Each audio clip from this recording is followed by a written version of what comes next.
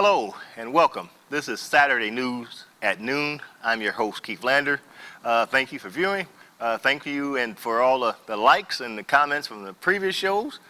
Keep those coming. Just like the page, or you can subscribe to the page, or just send me a comment and let us know how we're doing. So it's good to have that feedback. Today's show, we got the scam alert is back. The scam alert is back, and this scam deals with imposter scammers. So what's happening is these scammers they good at trying to seem like they're someone else. And these scammers, they're so good at it, they'll give you a fake ID number, they'll give you a callback number and this kind of thing. So what's happening here is that these calls, they call robocalls. And the FCC estimate that nearly 2.4 billion robocalls are made each month. And most of these robocalls, the big one is, according to the FCC, is the Medicare fraud. And these people will call you and they will say you qualify for some kind of generic screening, and they would want some information from you, like your Medicaid ID or your Social Security number or something like that. Don't give it to these people, all right? So what we're dealing with is it's a scam, and they're fishing for information. And basically, if you're a beneficiary or you get Medicaid, someone from the physician's office that you go to will contact Medicaid and get that ball rolling. No phone calls are done like this. So they're preying on our senior community with these robocalls about Medicare. And I don't want nobody to get stuck, and have your identity stolen and your money out of your account because of a fake Medicare imposter. And so if you get one of these calls and these people are going to tell you what you need to do and get all this information from you, don't do that. Just hang the phone up. And if you want to call Medicare yourself, call them yourself and see if somebody called you.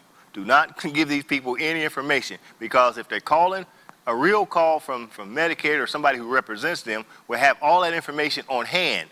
You shouldn't have to give it to them. See, that's the first sign that this is a scam. If they start asking you for information and they don't provide any information. Now, they may have your first name, they'll have your address, they may even have your address, you know what I mean? Of course, they got your phone number. But anything other than that, these people it's a scam. So if you get that call, and a friend of mine, he said one of his senior relatives got that call, and they hung up the phone, and that's what you need to do. So watch out for the Medicaid imposter scams. All right, I'm trying to keep everybody's bank account intact so your identification won't get stolen. So pass that around to the people you know. Now, in local news, Montgomery County has hired a contractor to start construction on the long-delayed Trotwood Connector. Now, the County Commission approved a $6.2 million deal with a contractor, and will finally break ground, probably next week sometime, on the long-delayed municipal courts building in Trotwood. Now, the groundbreaking is scheduled at 8 a.m. on August the 27th, according to the county. The 18,000-foot square courthouse will go up on the north side of East Main Street, just across from the new library. Now, this Western Division Court Services, what it is, it covers all these townships. Listen good: Brookville, Clay Township, Farmersville, Jackson Township, Jefferson Township. It also covers New Lebanon Township, Perry Township, Phillipsburg, Trotwood, and Verona. And the building is expected to be completed in the fall of 2022, according to the county administrator, Michael Corbett. So that's a good thing coming to Trotwood. The courthouse, I remember I reported on that a few months ago, and they're getting all the details together, and you should see some groundbreaking come August the 27th. So I applaud the people of Trotwood. You got new library popping up. You got the municipal courts, Western Division coming in. You got some other businesses popping up in Trotwood. So I applaud the mayor, Mary McDonald, and her staff for doing excellent work, promoting Trotwood, bringing Trotwood back up to standards where people were used to seeing. So more power to Trotwood, and just keep doing what you're doing. The food bank needs your help. They need some donations. Now, if you're interested in donating, here's a list of what they are looking for. They're looking for peanut butter, hearty soups, canned meat, canned fruits and vegetables, spaghetti and spaghetti sauce, and they also have the other list of food that you can bring. Now, the food has to be non-cooked food. If you want to drop that off down to the food bank. The items can be dropped off from 9 a.m. to 4 p.m. Monday through Thursday at the food bank warehouse at 56 Armour Place. Now, the food bank is located at the intersection of Washington and Germantown Street in one of two buildings on Armour Place. So if you know where that is, you got some food. And I suggest, why don't we try this? You know, if you want to, if you're in a group, organization, or church, why don't you just have a food drive and have people bring in jars of peanut butter and stack them all up and then just take them all down at one time.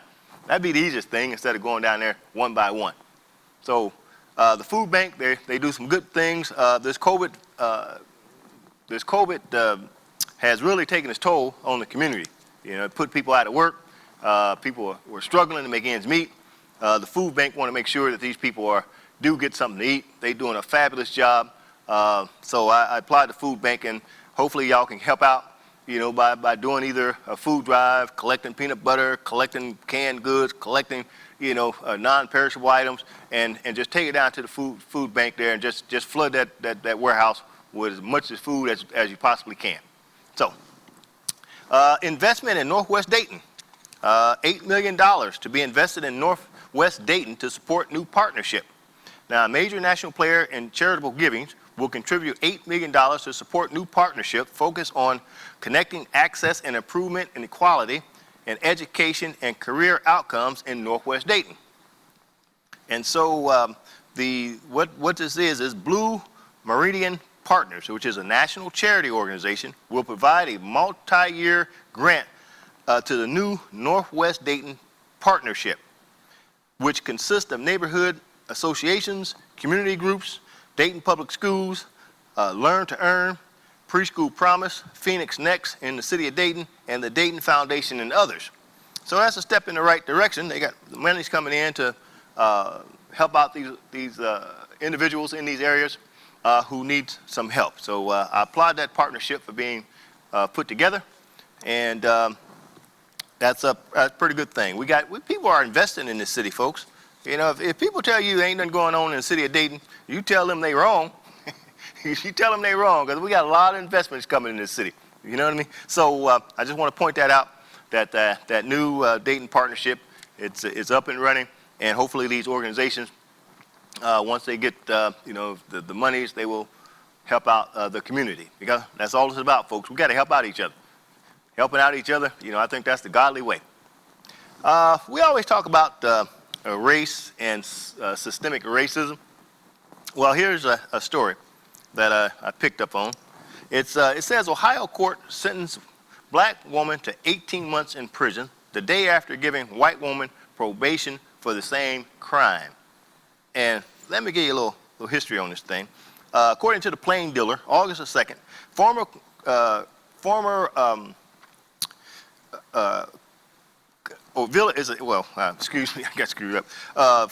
village clerk named Debbie Bosworth pleaded no contest to 22 counts of theft in office, tampering with records, money laundering, after the auditors discovered that she embezzled more than $238,000 over the span of 20 years. Now, the Cuyahoga prosecutors rejected the 53-year-old Bosworth's plea and asked the judge to sentence her to prison. Now, even though she wrote a check for $100,000 to repay the debt when her sheen was discovered, but this lady's white, and basically what the judge did, the judge gave her probation for 6 months.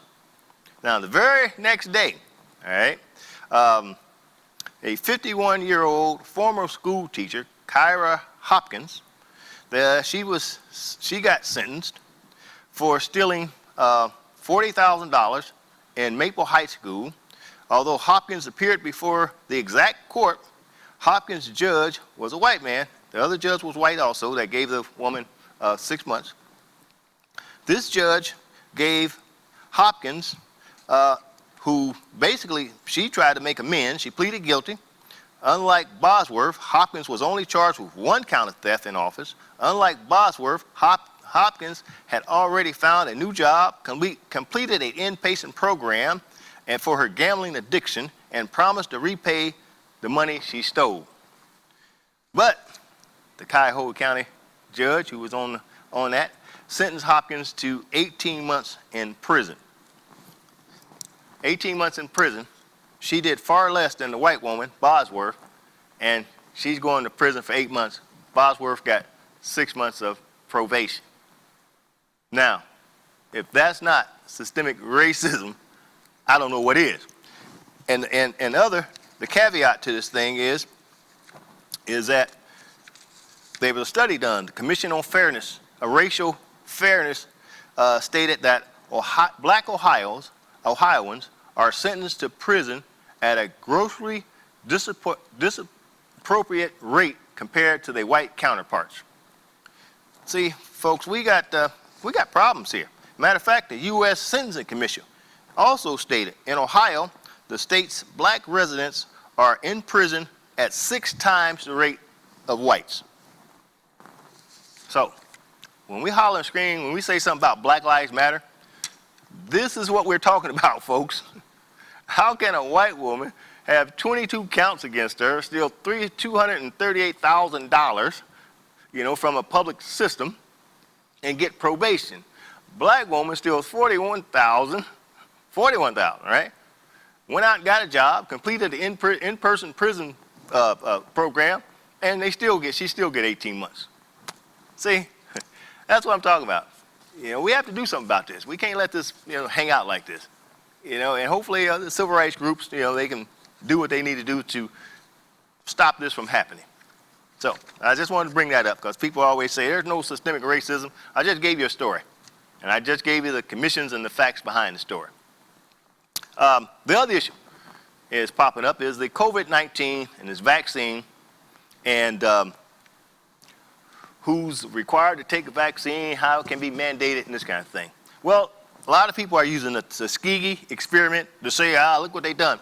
Okay, I understand that. But let me address this. Descendants of Tuskegee experiment victims are urging people to get the COVID-19 vaccine.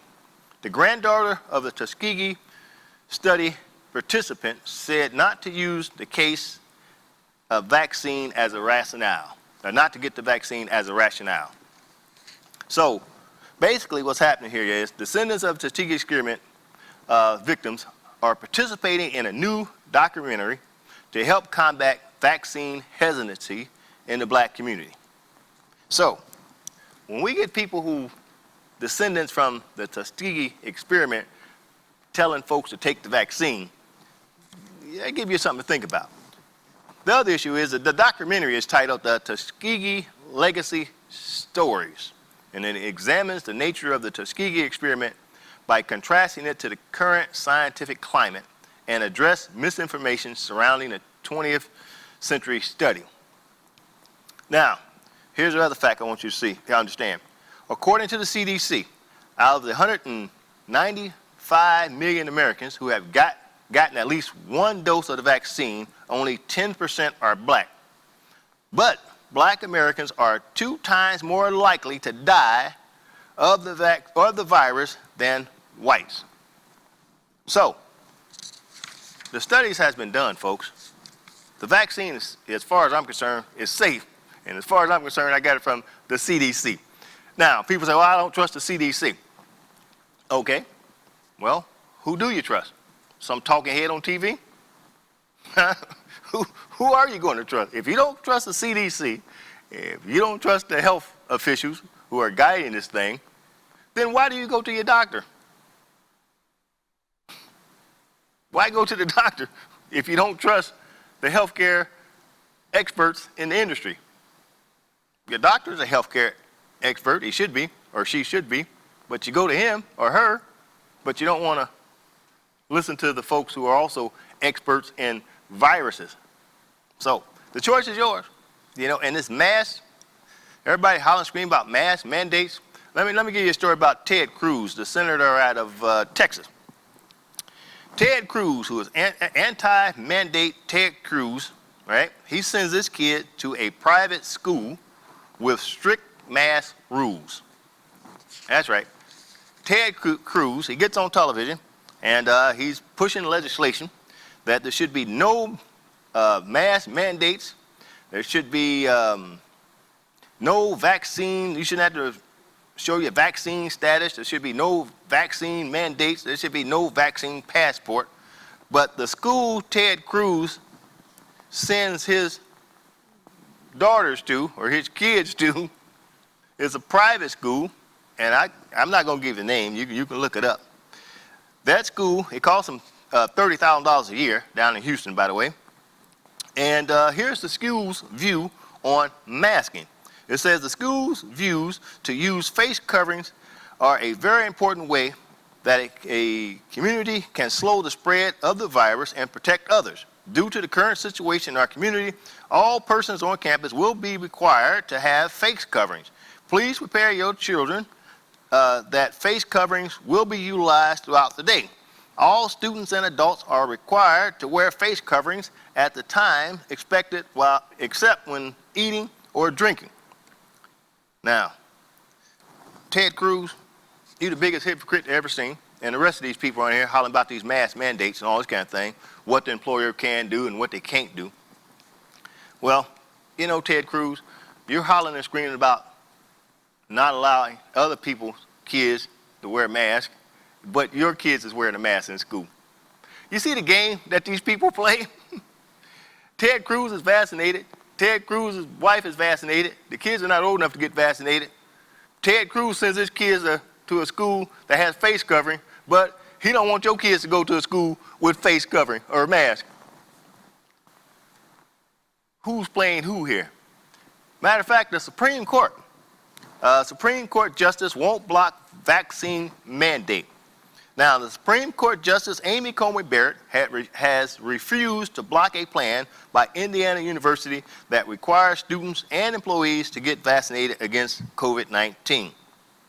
So, Supreme Court Justice Amy Coney Barrett Thursday refused to block the plan, and she said, hey, Barrett's actions came in response to emergency requests by 8 students who didn't want to wear a mask on the campus. So, the Supreme Court, Amy Coney Barrett, has responded to a challenge from Indiana University. They wanted to block the mandate to wear the mask. And she stopped them, and she said no. She threw it out of court. And so now, if you go to Indiana University, you're going to have to mask up. So if the Supreme Court has spoke, and Amy Coney Barrett, who was appointed by Donald Trump, right, the most conservative judge on the bench, she says, yeah, you need to put that mask on. And somebody said, can an employer require you to have a vaccine? But even before I get to that part, people talk about they have the freedom. Your freedom stops when your freedom may have a negative impact on my health. This is safety. People don't know if you walk around with the virus or not. You may be spreading the virus and don't even know it. The mask prevents that from being spread.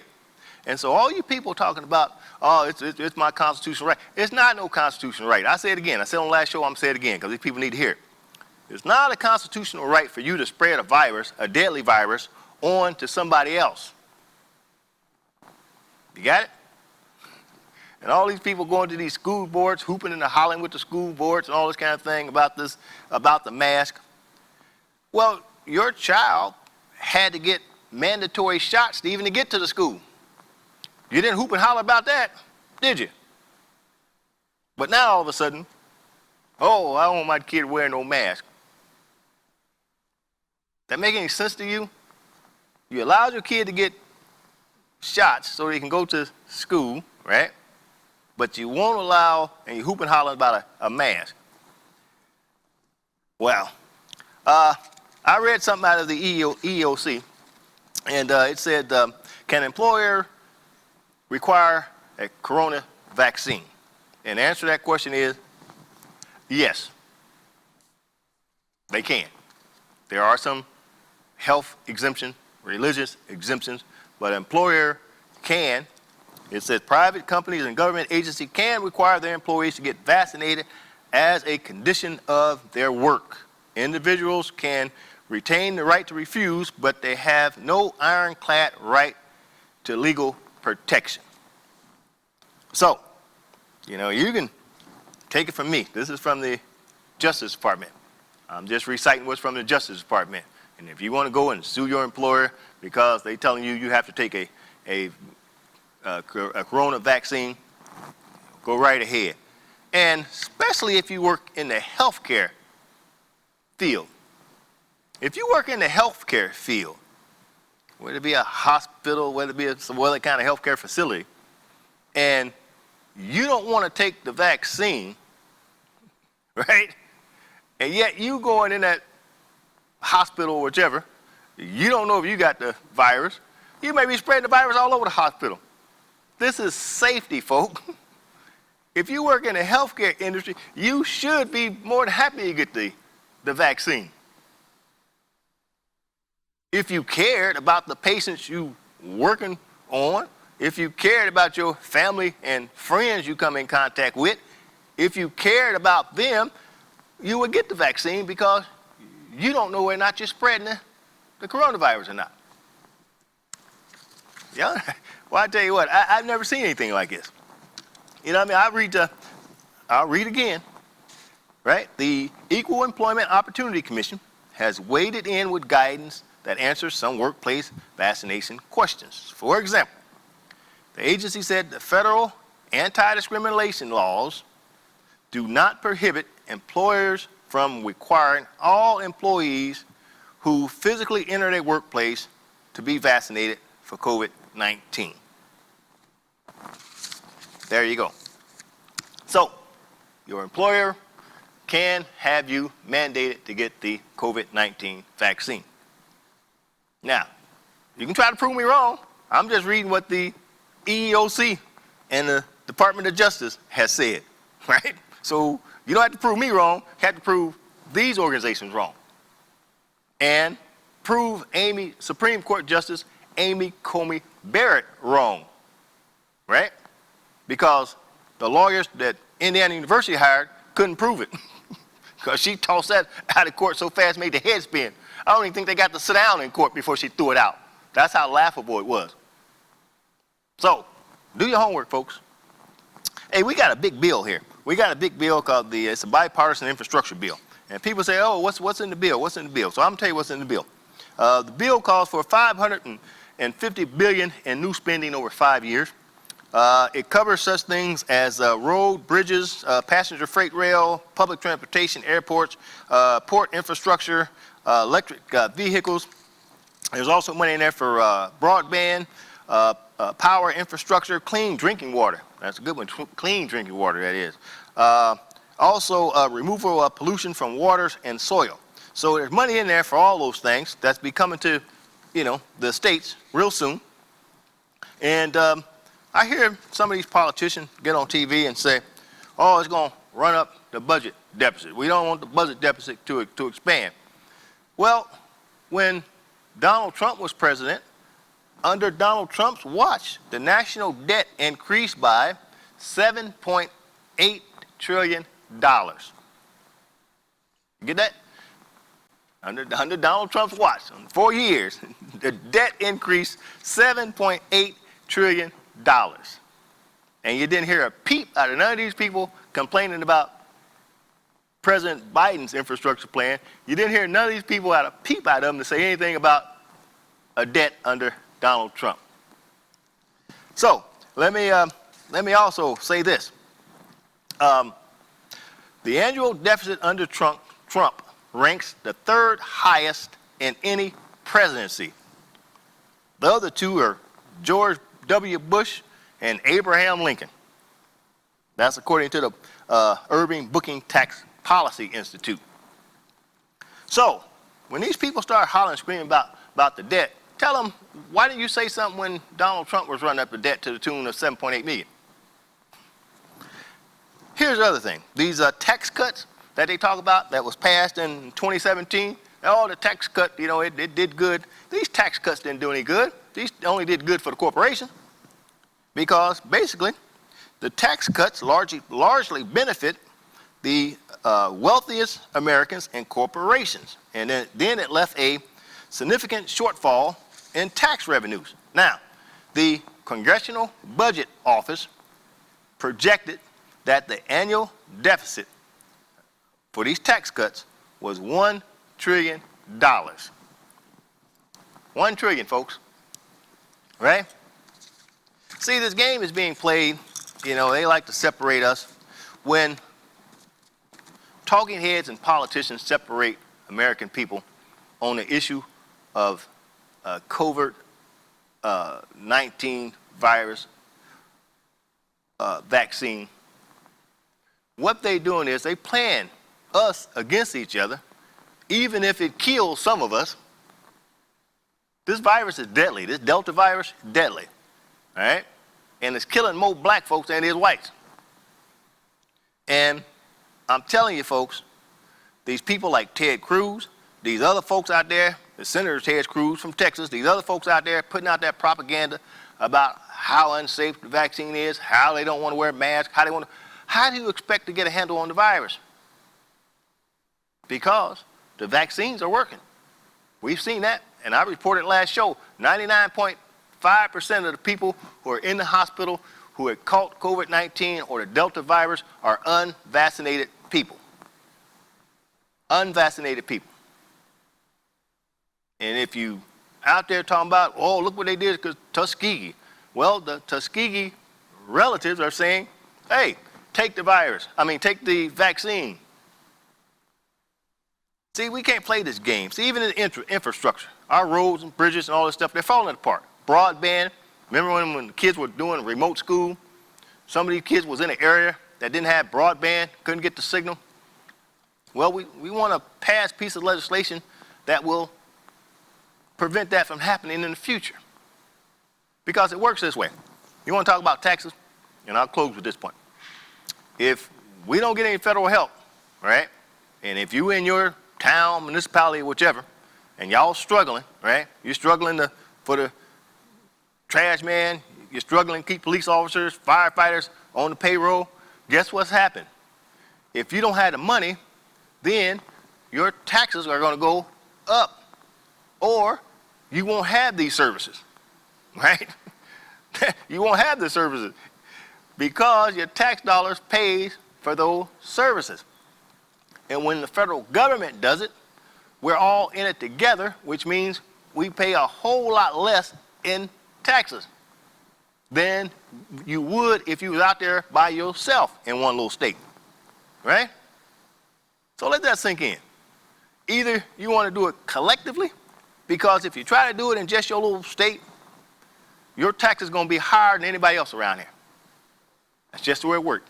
Your roads, your bridges, your public services, because you don't have the money coming in. Everybody's at a shortfall. All these municipalities are at a shortfall. That's why the money is coming in from the coronavirus aid, so that your taxes won't go really through the roof.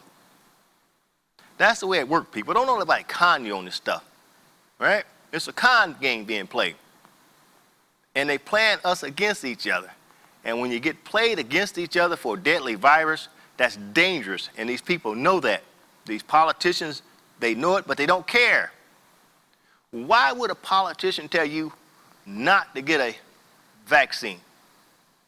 And why would you have to be mandated to protect your life, protect your family's life, protect your friend's life? Why would you have to be mandated for a safety precaution? You should have enough common sense to say, I'm going to do this because I care about my neighbor, I care about my friends, I care about the folks I work with. I care about them to the point where I don't want to spread this virus. If I get it, I don't want to spread it to them and it may kill one of them. Right? I mean, boy, y'all talk Christian. This is a Christian nation, but when it says love thy neighbor as they love thyself, I don't think a whole bunch of love being passed around. So, I'm going to close with that, folks. I should have closed a long time ago, but I'm going to close with that. I got on my soapbox a little bit. But it has to be said because life is being lost by misinformation on this Delta virus. All right? Life is being lost by misinformation on this Delta virus. And if you think it's not serious, go to one of them social web pages, social sites. You'll see people on their deathbed. And what these people on their deathbed tell that doctor, probably their last words, I wish I would have took the vaccine. Don't end up like those people, folks. Don't end up like those people. I'm going to close with that. I'm going to close. Until next time, may God bless you and your family.